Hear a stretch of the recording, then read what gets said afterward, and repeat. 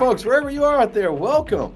You are listening to the Charge Life podcast. I am Joseph Barletta, and this is where we discuss EVs and all things EV charging. So glad you could pull over and park with us today.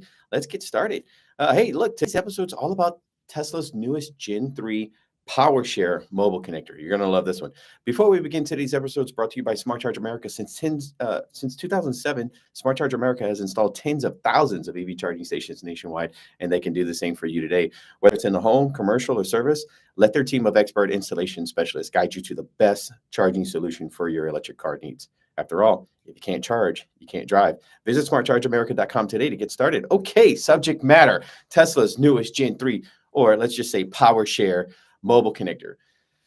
So what we know and what we don't know here will be rather confusing for all of us, but here goes. Okay, again, all we have is speculation to go off of here because they're saying that it was a leaked document, but from what we know, we do have some internal Tesla insight, which is good. Okay, so we reached out to our Tesla charging team, folks at headquarters, and basically kind of inquired, hey, what's going on with this? We got the directions, we got the the PDF manual, everything looks the same as the regular Gen 2 mobile connector. So like, what's different?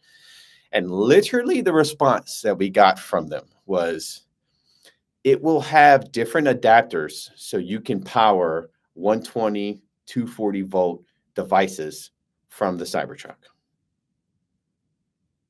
That's what we got, which is good news.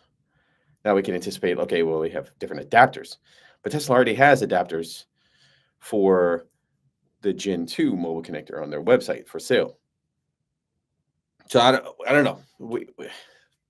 This is difficult to kind of figure out. Like, we were basically determining, okay, well, perhaps like there's some possible performance of like bi-directional power transfer, like maybe vehicle to vehicle, where let's say this way a Tesla Cybertruck and other future Tesla models with the new PCS2 system, they have the ability not only to deliver power to the other Tesla, but maybe also receive or siphon through that same connection.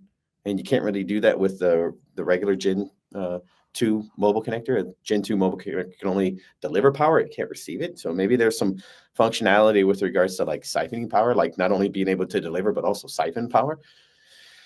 This seems for now like primarily a V2V function from what we see, like based on the hardware release, but we're pretty much in the dark. And like I said, only left with speculating like everyone else at this point. But what we see is vehicle to load wise and vehicle to vehicle power transfer is something that we've seen other vehicles, newer EVs do. So this shouldn't be a surprise. However, the unique ability for the possibility of like siphoning power, like directly, that might be worthwhile pursuing. But from what we see, I guess the access to additional adapters would have the greatest impact for those looking to use their new Cybertrucks for, let's say, all things camping or construction site environments. So that's pretty much what we know for right now. And so looking at it, okay, so let's say you plug in the NEMA 1450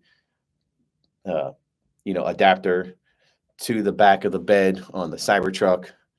All right, so then I can't figure out this adapter thing, but my guess is that in addition to the 120 volt outlets in the cabin and in the bed and the NEMA 1450 outlet there, that you would be able to plug in the actual charger. So this is in addition to, you'd be able to plug into your charger outlet or inlet in the vehicle, the actual PowerShare mobile connector. And then on the other end of that, you'll have like a power bank or a power strip of a bunch of 120 volt outlets, or let's say a bunch of 240 volt outlets. So we'll see exactly where that, I guess, kind of goes. But for the most part, it does make sense. Like, you are limited to the amount of power that you can use in the bed and in the cabin with regards to that 9.6 kW. That's like the maximum power that we're seeing that you may be able to use kind of out of that. But if you, let's say you're maxing out of that and you use the PowerShare mobile connector, well, then that might be able to allow, like they talked about, additional adapters for you to be able to use if, let's say, you're, I don't know, trying to run a band or a concert or a food truck or something. That output might be a little bit more than that 9.6, or it might be in addition to the 9.6. Maybe it's 11.5 kW output on that particular PowerShare mobile connector. We don't know, but look, we just wanted to bring this news to you guys. We did get a little bit of insight from Tesla team directly, but literally it will have different adapters so you can power 120, 240 volt outlets. So that was pretty unique in that case. So all things considered, just wanted to go ahead and thank you so much for our listeners and subscribers today for your time. Look, I hope this episode's brought to you a little bit more value today. Go ahead and click on the thumbs up icon below. Subscribe, share, comment if you like our channel, if you think we earned it. So all things considered, thanks again for charging up with us today. Keep in mind, you can always find us at smartchargeamerica.com. And remember, folks, if you can't charge, you can't drive. We'll see you next time. Cheers.